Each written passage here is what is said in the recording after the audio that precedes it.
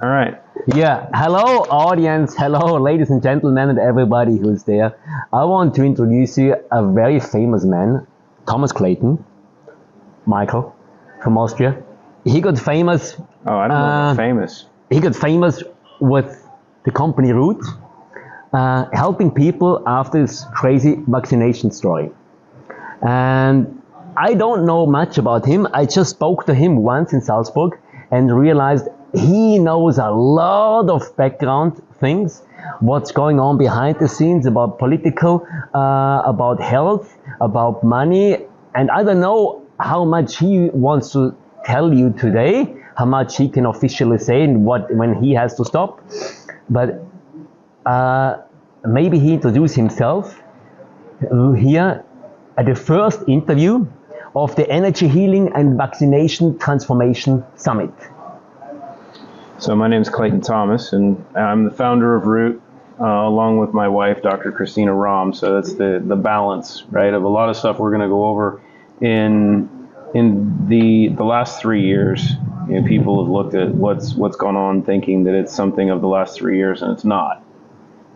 We've been on a journey of the last 2 to 3 decades that this has been put in place.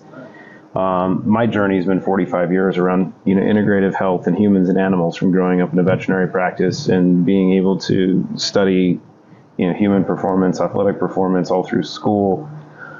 But in lieu of going into the medical world, I went into really the integrative health aspect. So I've had 18 years of focus in environmental toxicology, with the understanding the importance of detoxification and removing the heavy metals, the environmental toxins, the pollutants, and not only the importance of removing them, but how they affect the body. And then Dr. Rom's background, she holds a master's in science, PhD, PsyD, EDD, and then she went back to Harvard and did 3 years in nanotechnology and bioscience engineering, with about 20 years of work in the biotech industry, from Pfizer to Alexion, Biogen, Idec, Johnson & Johnson, UCB, Bristol Myers Squibb, Janssen. And through her journey, she was able to see and experience a lot of different things. 20 years ago when she was at Pfizer, there was conversations that she was in with the ex-director of the CIA, where they were talking about that there was going to be no more nuclear war. It was going to be biological, and Pfizer was going to be at the forefront of how that was going to be handled or how it was going to be managed. And 9 or 10 years ago, she was in China working with the Chinese government, helping to set up hospitals there. So she became really closely connected with the top neurosurgeons and some of the top doctors in the country, who were also tied into research, but also tied into with the CCP. And as this journey of the last 3 years really started to come to fruition, she started to get text messages from Italy and from China, talking about what was going on. But she's really had some insight into what was going to take place, and through her work as a medical science and clinical science liaison in the biotech industry, and working on human monoclonal antibodies and cloning and vaccines and mRNA at Bristol Myers Squibb when they were doing HIV research 16, 17 years ago. She had a great amount of knowledge and experience into the good things that have been done in pharma and biotech, but also the darker aspect, and being able to blend her work and then being able to leave that space, which no one ever does, because most people at her level are given golden handcuffs. They're paid millions of dollars. They're given stock options and stock bonuses in the millions of dollars, because those executives and the people that are at that level know how to develop businesses and duplicate the model, and they work as teams. And it's something that's really important to understand is what many people have thought was conspiracy theory with these bioweapons labs and everything. The conversations of those in her world, she's like, yeah, they're all over. It's known. And so this is not something that's new. And what she did is to set out to create solutions, not just for what she knew was coming, but addressing the real underlying problems of what we faced. And she's talked about this for over a decade, that the problems that society are really going to be dealing with are fungal, right? And the recent research on Alzheimer's and dementia shows that it's fungus and parasites in the brain that's the actual real cause, and the growth and overgrowth of fungus and parasites is predicated on one, stress, but also the toxic heavy metals that are in the brain that create that environment. And you see this massive explosion. So when you look at what's in the sky now, what's been sprayed for decades, you know, and you have what's in the water, what's in the soil, and you know what's been in us, and whether it's through ingestion, through what we've been breathing in, whether it's been injected into us, whether it's topical exposure, what we've seen these last 3 years is a tipping point. It's not been the process. It's been the culmination of the process, because we've all been vaccinated at some point from the time we were kids. We're loaded with metals and environmental pollutants when we're in the womb, and then every day that we've been here since. And you know what's happened is they've turned us into antennas for really bad stuff. And the first thing you have to do is remove the antennas. So. Like you might know, I'm from the spiritual point of a spiritual corner, healing corner. And I had clients, a crazy healer, red hair, looking really freaked out a couple of years ago, and he said he can see fungus in him with himself, like if you close your eyes, he can see it with his inner eyes. He has lots of fungus in there that comes from these chemtrails, and he can see it in there, but he can't remove it. And he said he tried everything to remove it. That was about 4 or 5 years ago. And I was able to help him with some energetic treatment to remove this fungus out of him, and he could see what happened. And I had the idea with this congress that it's to combine the physical, the medical knowledge and possibility, and the energetic side. And the spiritual. And the spiritual. Right, and I think it's a big part to understand is that there is no disconnect between science and spirituality, right? Science in itself, the study of physics and chemistry, was created to understand the spiritual aspects of what we are, right? So they're not separate. They're not opposed. What's interesting is when you get into biotech and you're in pharma, most of the people involved in that space don't have any spirituality. They don't believe in God. They know in their minds, they think they are God because of what they're capable of doing. But that actually playing God, and they're playing God. Which brings up the interesting aspect of our spirituality is being made in God's image, right? And that we were made with intent. And that when you understand quantum physics, if you've done the research to understand what we really are, we are light, right? And we are this holographic projection of everything that's going on inside of us. We are this mixture of viruses and fungus and parasites and cells and water and crystals and that make up this amazing skin suit, you know, that we exist within. And you can't just take one single approach, right? There's no silver bullet that you can say, I'm going to do this. And it's marketing. It's such a huge focus for people to put a focus into because they want to sell something, but you can't just say do this one thing. There isn't one thing. You have to understand holistically how the entire operating system is built, how it's constructed, what it needs to do, and you have to be able to tap into, you know, the spiritual aspect and the physical aspect of it, but knowing that they both cross over, that the physical component, especially when we look at environmental toxins, they affect our spirituality. They're designed to disrupt our spirituality. Yeah. Right. And you can look at that, you know, as many people talk about now with, you know, the beginning of the understanding of the pineal gland and what fluoride does for calcification of the pineal gland. And you hear people talk about you have to decalcify your pineal gland. Well, great. That's one step. Yeah. But you have to understand what the mechanisms are of the pineal gland. What's inside the pineal gland? Well, inside the pineal gland are little crystalline resonators that are designed to capture light and frequencies and to be able to transmit and transduce those. But at the same time, it's also the key part of the body for converting serotonin into melatonin because it controls the circadian rhythm of the body.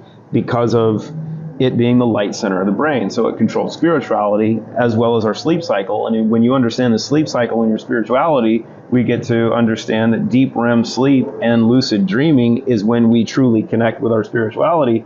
So if you're not understanding the science, you're not able to really tap into what we are.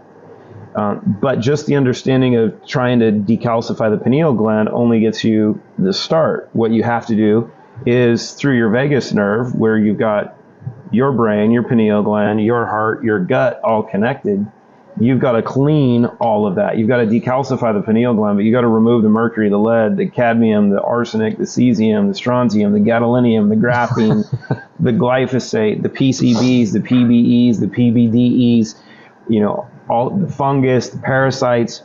You've got to work to remove these, the spirochetes, if we look at Lyme and such, and these other bioweapons and biotoxins that we've been exposed to. Then you've got to work on taking care of the gut, because in most instances it's leaky, so people's gut looks like this when it should look like this.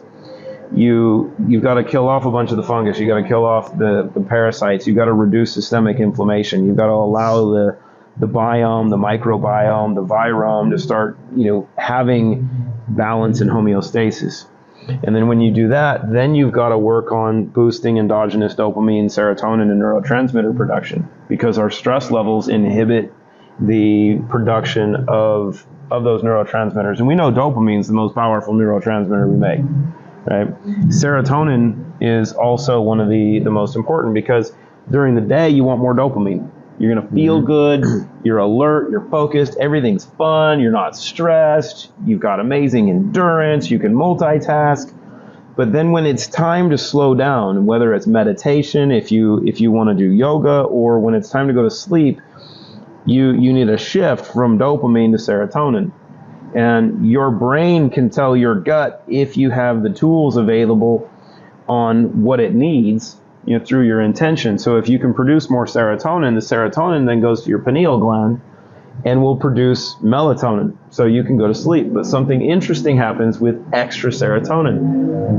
The pineal gland will actually convert extra serotonin into DMT. So then you've got the key component that everybody's searching for, that's done endogenously when your body's working properly.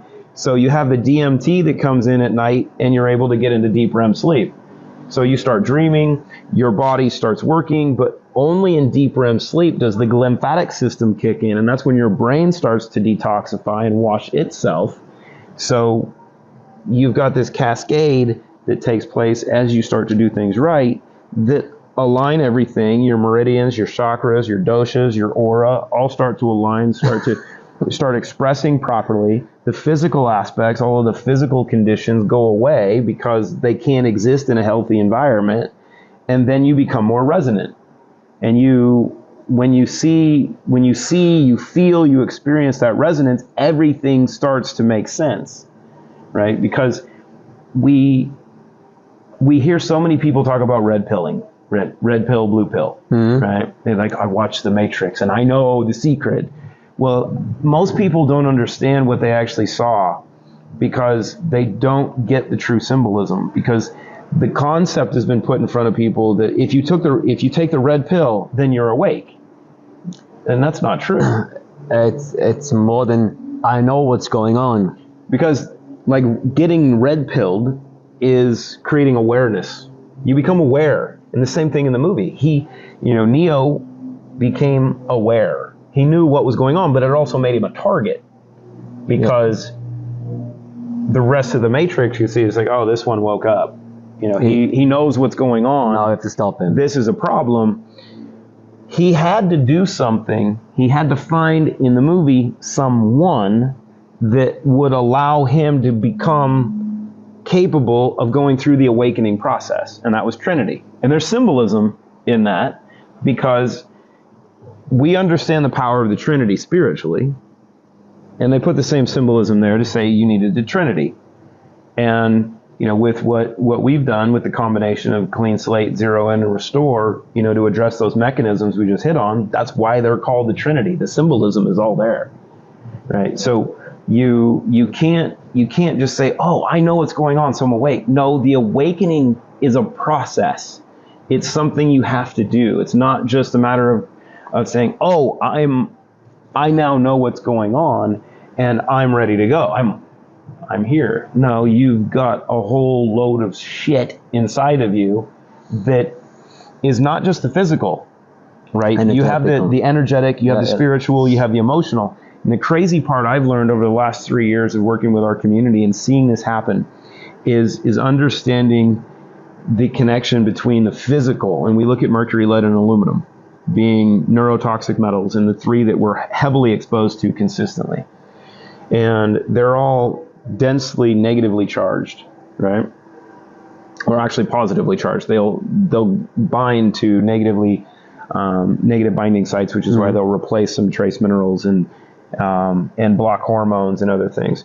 But by being positively charged, they will also hold on to negative energy. So if you have a bunch of mercury and aluminum in your body or in your brain, which we all do from the time we were conceived, they won't just block those binding sites. They won't just replace and displace those essential minerals and hormones. They will hold on to trauma. They will hold on to stress.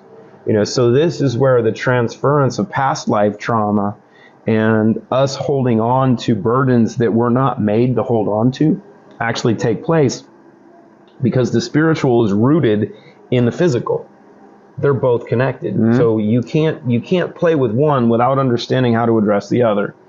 But when you start to remove the physical, when you start to remove those toxic metals, the negative energy that they hold on to will go with them. So as you start to have this release of those toxins, the toxicity energetically and spiritually also leaves, which then allows the individual to start really working through and addressing what had been there. And the beautiful part is, the way our operating system is built, we don't have a memory of things that are no longer there.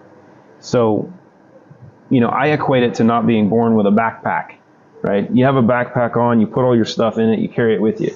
If you take all that stuff out of your backpack, you have your backpack, but you don't have anything in it, so you don't have any weight to carry. And we're not meant to carry those burdens. So when they're released, you have this release, and you have the ability then to start processing everything else around you, and you get to see what you then can become, because then the growth curve comes in. That's where the awakening starts to take place. Wow. That was incredible. Was a little more you wanted to get into? That's a very deep. I didn't expect to go that deep in the real knowledge, but that is the thing. Many people can't follow a regular conversation of conspiracy theorists because they say, that's crazy, it's not possible. But with all this knowledge, what you just brought, they know that this is no belief, that's a truth, and that's how the whole thing works together. And it's not by coincidence that this happens with the heavy metals and all the things. Yeah. I mean, there are all these stories of Second World War, all the experiments they did there with the people, and all the experiments that they did with beliefs and with fear and everything. Yeah. There was so much done on people, how to manipulate people and keep them as sheep. Yeah. Keep them dumb, keep them quiet, keep them as not problem that people don't wake up. And I've realized this when it started with the tests, the COVID tests at the beginning. I had people coming to me and ask for help. They said, since the test, it's dark within me. If I meditate, it's dark there. I can't meditate anymore. I don't find peace and quiet anymore. I have suicidal thoughts. I have nightmares. I have headache, and I'm aggressive. And after they had the test, because the stick goes up 2 centimeters next to the pineal gland. Yeah. To disturb that, and there was an Austrian researcher. He died in a strange way 10 years ago. Like many others died, the ones who said the truth, the ones who red pill.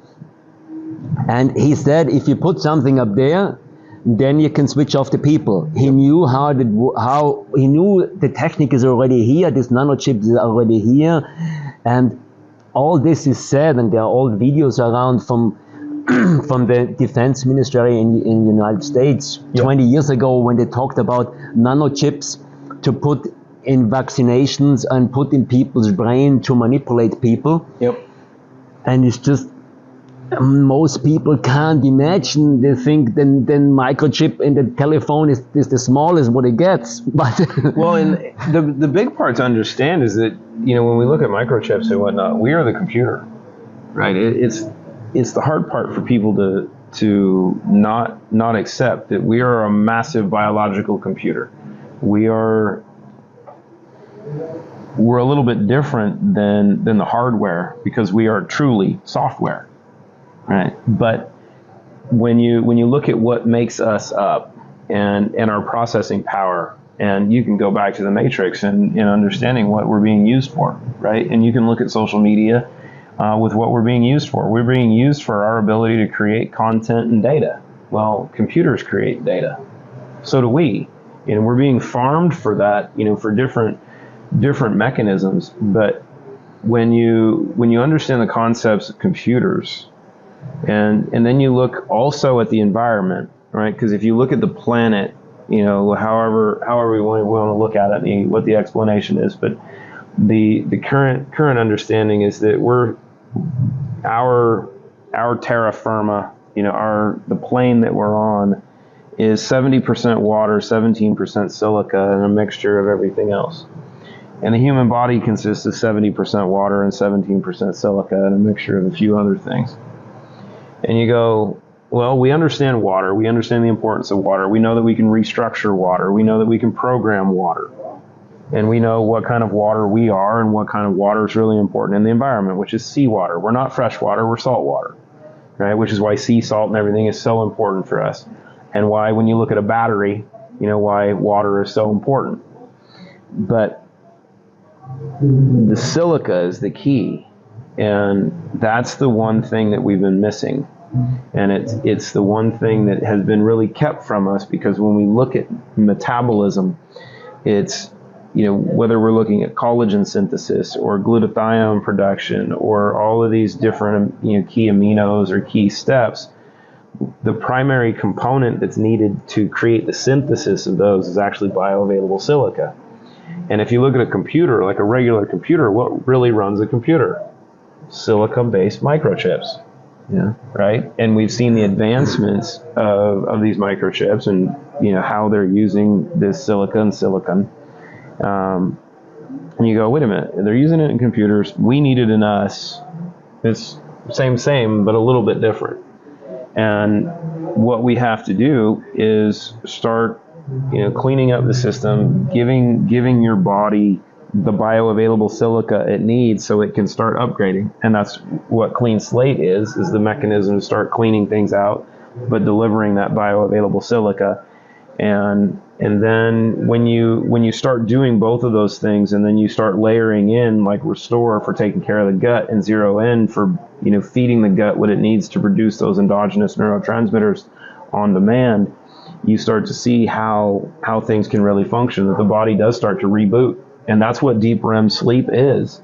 Every night you're getting upgrades, you're getting updates, right? We're connecting to our source, we're downloading, we're then processing, we're problem solving, we're dreaming, so we're creating.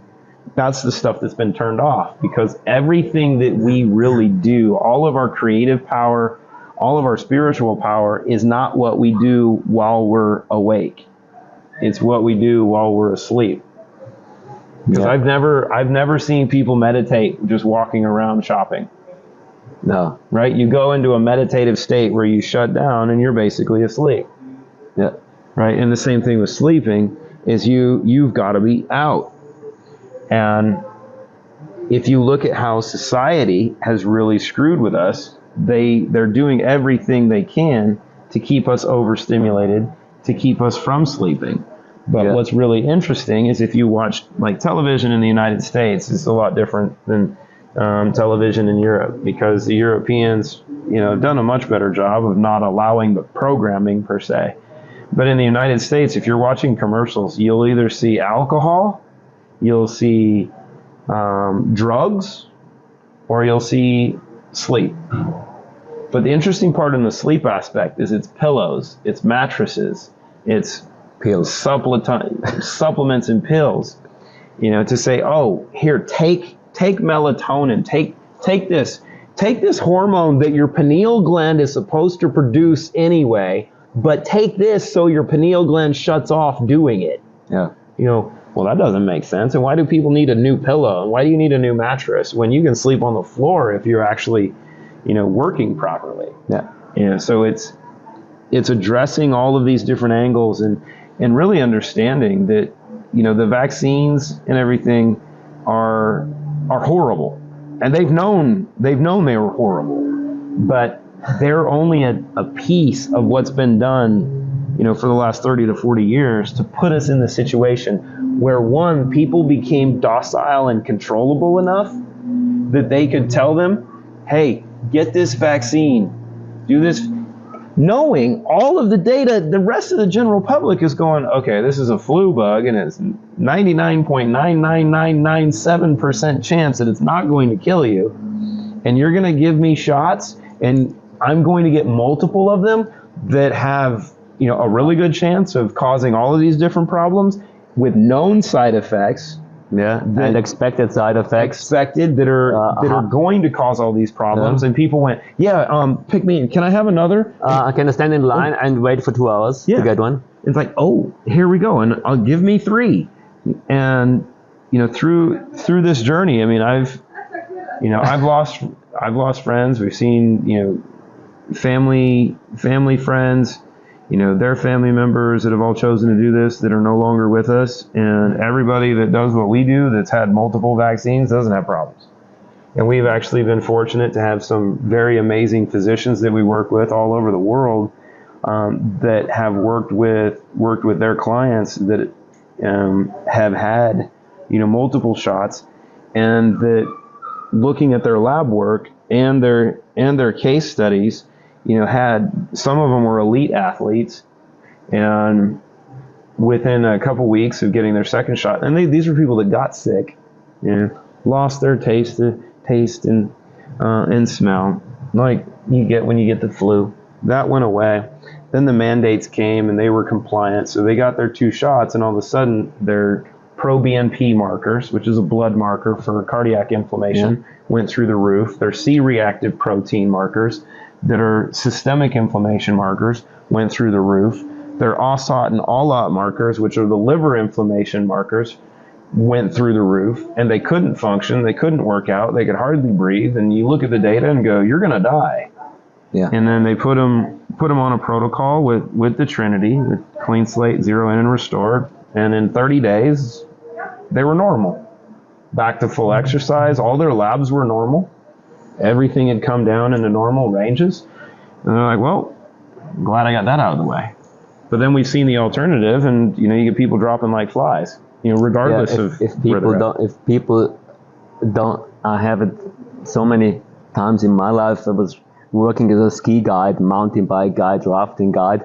Sounds very simple, but I always had people from hospitals, from pharmaceutical companies, from the finance industry and so on. They always told me background stories, totally high secret stuff they are not allowed to tell anybody, but on a chairlift sitting next to each other or on a lunch, they told me some things that are, oh my God, and they said, this was top secret now, and it's the first time I'm telling it somebody since 40 years or whatever. The incredible things. I think, oh my God, how evil and bad is this? So I heard all these things. I knew 2006, the vaccination will come with the nanochips to track the people. 2006, I heard this and I knew it's going to come. And when this thing came, I said, oh, now it's on. I remember. I remember. It's a long time ago. We thought we expected it with the swine flu and with the bird flu. And now it's here. So, and just if we talked to the people before, they all said, you're crazy and you're mad and whatever, don't drink. No, you don't believe, you don't understand what's going on. And it is, but I had one interesting talk to a Austrian politician, and I asked him about chemtrails, about HAARP frequency manipulation, about children in Tirolian hospital 6 years ago when they got already a microchip in their hand without knowing of their parents. I asked him a few of these questions, and he said, me and the politicians, we can do less than you want to know. Yeah. And, We're then not in charge. and I said, does it come from Vienna? Just shaking his head. Does it come from Brussels? Shaking the head again. And then I said, does it come from Rockefeller and Rothschild and all the big ones who rule the world? And he was just moving his head again. I thought, wow, he's giving an answer. Yeah. And then he said the most important things, that's for everybody, said, you have all the possibilities, you just have to help yourself. Yeah. Help yourself, there won't be any help from out there. And that's honestly the key is, and this is the lesson that everyone has to take. And we're taught this in every other aspect of life. You get on a flight and you're on the plane, the first thing they go over is, hey, if we get on a little turbulence and the air pressure drops, the oxygen masks will come down. And when the oxygen mask comes down, put yours on first. Take care of yourself before you try to take care of others. And and that's the lesson biblically as well, right? Of understanding what it means to be Christ-like and understanding what our spirituality is. That one, we're like computers, which means we need to be networked, right? Mm-hmm. Our processing power, our true power is in networks, the ability to connect. And it's interesting when you understand our aura, that our aura will come out 6 feet. Right? Yes. It can express 6 feet. Why did they want us 6.5 feet apart? You go, yeah, they know 6 feet, but 6.5, they're like, okay, we can stretch it out enough.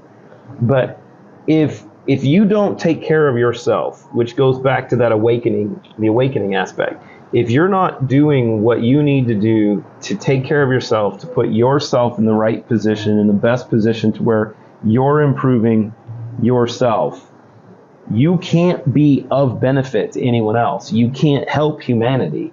You can't help anyone in society. You're not going to be able to help your family. You're not going to be able to help your neighbors. You're not going to be able to help your friends because you're incapable.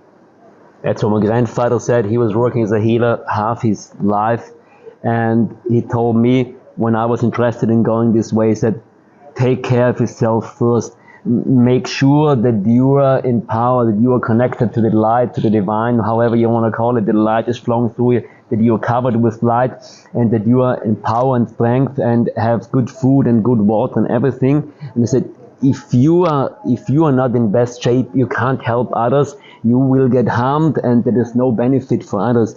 You have to look for yourself, and then you have the power to help somebody else. Yeah, and without it, you're actually a detriment, right? Because you're a target, and you might think you're trying to do good, but you can be easily controlled, right? And that goes into whether it's microchips, whether it's graphene, whether it's mercury, lead, aluminum. They understood this because, I mean, it's been known for centuries how we function, that they were going to use soft metals to poison us, to control us. So when your pineal gland is your primary antenna, they know that fluoride can calcify the pineal gland. So they keep your pineal gland from working the way that it's supposed to. So your primary antenna for light then is no longer able of receiving those signals, those frequencies from light, but mercury, lead, aluminum, graphene, even glyphosate, and other metals are receivers for other frequencies, for negative frequencies. Yeah, 5G and whatever frequencies. So the people that are concerned about 5G or 3G or 4G or 6G and everything that comes, or HARP, and all of these other frequency-based mechanisms that are designed to send signals. And we know that, like with water, if you have water, you can send a frequency through this. You can send frequencies through it. You can structure the water, but if there's no antenna or there's no specific mechanism in there to receive those signals, the frequencies will just go right through it. And we're 70% water. So if you don't have the specific antenna, it goes through it. It'll just go right through. Yeah. But if you do have those antennas in you and they're sending those frequencies in and they start resonating, they start oscillating or they start taking the information that comes from those frequencies to create disruption, then you're screwed. Yeah. So it's not about worrying about what's going on in the outside environment. It's taking care of your inside environment. You've got to take care of this first. You've got to clean your house. It's difficult to shoot down the chemtrails. It's difficult to cut the 5G towers. It's much easier to cleanse yourself with meditation, with light, with prayers, with root. Yeah. To clean all of those things. To clean that you are normal again. Yeah. Well, and the beautiful part is when you start to do all this stuff, it's what they talk about, a new normal, right? And there's symbolism in that, because you can go their way and the new normal is pretty much hell, right? Yes. But if you go the other way, you're going to be a robot. Yeah, it's like you're a drone. But if you go the other way and you say, okay, I'm going to start doing these things to clean myself up, I'm going to start meditating, I'm going to start getting in touch with my spirituality and your true spirituality, not going to church. Because that's another different game. That whole thing is another offset of the programming, right? But understanding what you are, then you become a new normal, because there is no going back. There was a question again. If you see a way back, that's the thing. There's no way back. There's only a way forward. Yes. Right.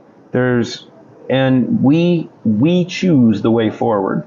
There is no. If we look at the Rothschilds and we look at the Rockefellers and we look at the elite, as they want to be called, or as they're called, I don't understand how a very small portion of people, that when you look at them, a lot of them are inbred, right? Because of trying to maintain their bloodlines. Yeah, of course. How we would think they're elite, right? To me, that doesn't make sense, right? They're just a very small portion of people that want to maintain control.